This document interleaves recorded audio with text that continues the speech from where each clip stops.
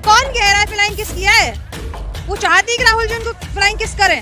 उनकी फैंटेसी बाहर आ गई है, उनकी जबान तक आ गई है। बस जिस तरह से एक्टर तो रही है, जिस तरह से पुरानी फिल्मों में आपने देखा होगा ना कि हीरोइन खुद अपने कपड़े फाड़ के चिल्लाने लगती है।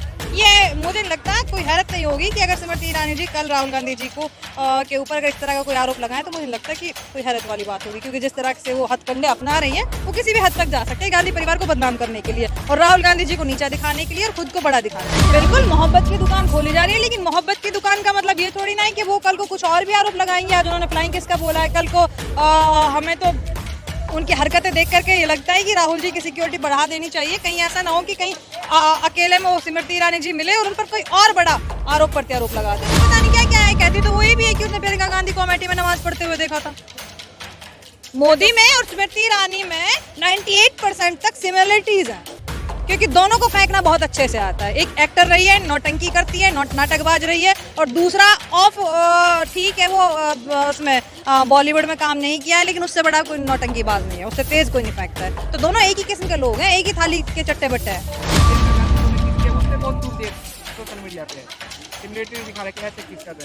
तो प्रियंका गांधी जी में और स्मृति में फर्क नहीं है क्या? उनकी बहन है, भाई बहनों का प्यार है।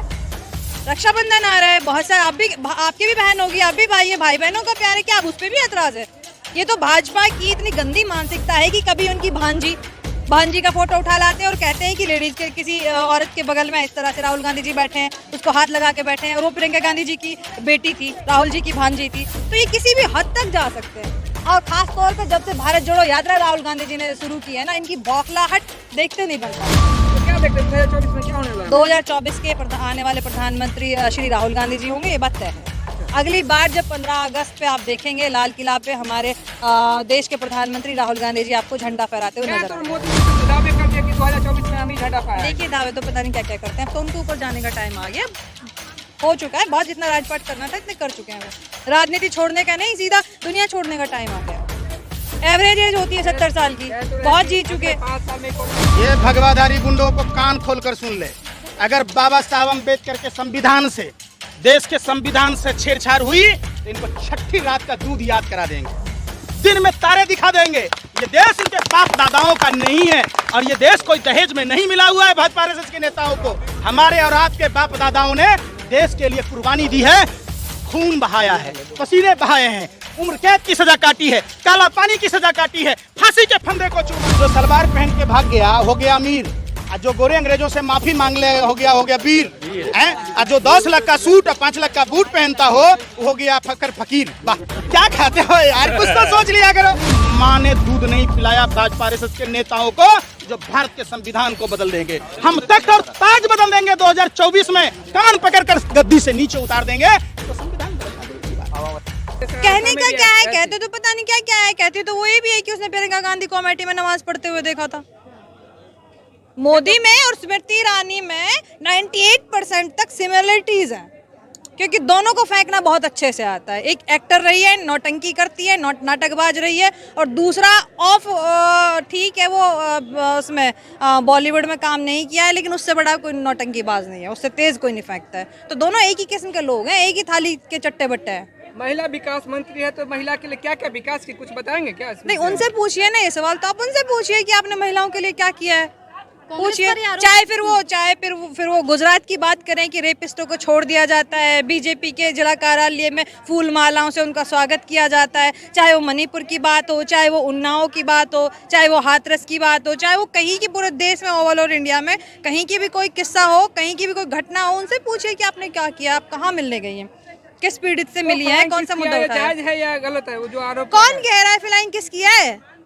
वो चाहती है कि राहुल जी उनको फ्लाइंग किस करें, उनकी फैंटेसी बाहर आ गई है, उनकी जबान तक आ गई है, बस दैट्स इट, उससे ज्यादा कुछ नहीं था। काफी प्रवक्ताओं ने बात मानी है कि मोहब्बत की दुकान जो संसद में खोलने का प्रयास कर रहे थे। बिल्कुल मोहब्बत की दुकान खोली जा रही है, लेकिन मोहब्बत की दुकान का मतलब ये थोड़ी ना है कि वो कल को कुछ और भी आरोप लगाएंगे। आज उन्होंने फ्लाइंग किस का बोला है, कल को हमें तो उनकी हरकतें देख करके ये लगता है कि राहुल जी की सिक्योरिटी बढ़ा देनी चाहिए। कहीं ऐसा ना हो कि कहीं अकेले में वो स्मृति ईरानी जी मिले और उन पर कोई और बड़ा आरोप प्रत्यारोप लगा दे। जिस तरह से एक्टर तो रही है, जिस तरह से पुरानी फिल्मों में आपने देखा होगा ना कि हीरोइन खुद अपने कपड़े फाड़ के चिल्लाने लगती है, ये मुझे लगता है कोई हैरत नहीं होगी कि अगर स्मृति ईरानी जी कल राहुल गांधी जी को के ऊपर अगर इस तरह का कोई आरोप लगाए तो मुझे नहीं लगता कि कोई हैरत वाली बात होगी, क्योंकि जिस तरह से वो हथकंडे अपना रही हैं वो किसी भी हद तक जा सकते हैं गांधी परिवार को बदनाम करने के लिए और राहुल गांधी जी को नीचा दिखाने के लिए और खुद को बड़ा दिखाने के लिए। कह तो रहा कि कैरेक्टर ही ऐसा है कि हर किसी को किस कर ले। एक फोटो ही वायरल था पहले जो प्रियंका गांधी को ने किस किया, उस पर बहुत तूल दिए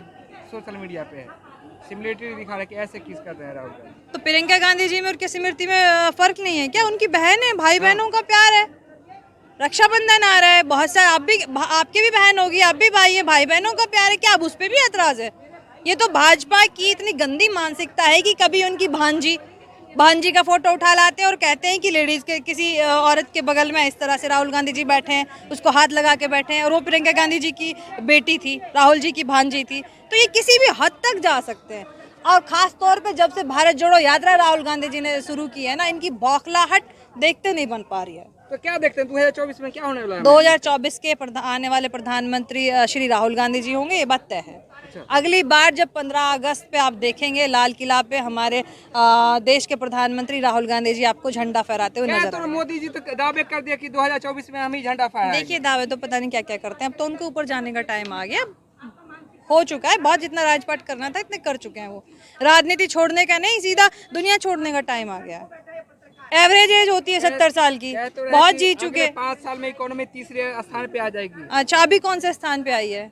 अभी तो 5 में बोल रहे हैं। अगर किसी का अगर किसी का विकास उन्होंने किया है ना, और किसी का लेवल उन्होंने ऊपर किया है, तो वो उन्होंने अपने दोस्तों का किया है, दोस्ताना निभाया है, अडानी जी का किया है, कहाँ से कहाँ पहुंचा दिया। 600 नंबर पे थे, दूसरे नंबर पे ले आए, अभी गिर गए हैं, लेकिन फिर भी कितना ऊपर है अभी भी। आप ये देखिए, अपने दोस्तों के अलावा किसी के लिए कुछ नहीं किया है। यही संदेश देंगे देश की जनता को कि इन बहरूपियों से आप दूर रहें और आने वाले 2024 में आप कांग्रेस पार्टी को भारी बहुमत के साथ जिताएं और मोहब्बत की दुकान खोलने वाले राहुल गांधी जी को इस देश का प्रधानमंत्री बनाने का काम करें। प्रजा ने सवाल पूछा, एक राजा का धर्म होता है प्रजा की, हम तो कह रहे हैं हम भी प्रजा हैं, दे दीजिए नरेंद्र मोदी जी इस्तीफा दे दीजिए।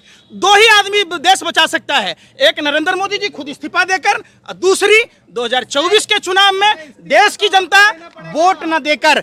भाइयों बहनों मित्रों, बहुत हुई भ्रष्टाचार की मार, अब की बार बचकर यार। ईरानी ने कहा है कि फलाइंग किस किया गया है मेरे संसद में गलत चीजें होती है, कभी आंख मारते हैं, क्या कभी फीस देंगे? किस करते, कभी गले लगते हैं जाकर। कैसे करता है फ्लाइंग किस? संसद में क्यों अरे बताऊं, पूछ, वो करे, मैं उनकी तरह थोड़ी तो आपको कैसे मालूम है फ्लाइंग किस क्या होता है? टीवी पर दिखा, क्या देखा था? टीवी पर दिखा था उनके। राई को पहाड़ बनाना, स्मृति ईरानी ने 13 रुपए किलो चीनी कहा था। और कांग्रेस पूछ रहा हूँ ना भाई, आप तो पत्रकार हैं, बोलने तो दीजिए सर। आप ही बोल लोगे तो फिर हम क्या बोलेंगे? हमारा भी हक है ना, थोड़ा बहुत बोलने। हमारा हक ना है। जिस आर्टिकल 49 की बात आप कहते हैं, आप सिर्फ पत्रकारों को ही अधिकार है, देश की जनता को कोई अधिकार नहीं है। आप मदारी के खेल दिखाओ डुगडुगी बजा के, अपने किराए का गेस्ट, किराए का ऑडियंस। अरे भाई, देश की जनता जो सुनिए, देश की जनता कहती है, चौधरी के साथ है। फिर मैं क्या कह रहा हूँ?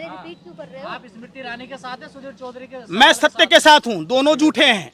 कुछ चीटियां लाइन में जा रही थी, आगे वाला बोलती है मेरे पीछे दो, मैं पीछे वाला बोलती है मेरे आगे दो, लेकिन बीच वाला कहता है, क्या कह रहा कि मेरे आगे भी दो, मेरे पीछे भी दो। तो बीच वाला झूठ बोल रहा है ना, ये दोनों झूठ बोल रहा है। सुनिए, जिस प्रोग्राम में बोला गया वो 5 स्टार होटल में प्रोग्राम आयोजन होता है। आज तक की लोकप्रियता खत्म हो गई, लोग इनको रिपब्लिक भारत जैसे चैनलों को झूठ फैलाने की मशीन समझते हैं। एगो गुल्लू दिखाता है चश्मा पहन के, आर पार। अरे भैया, काहे की आर पार?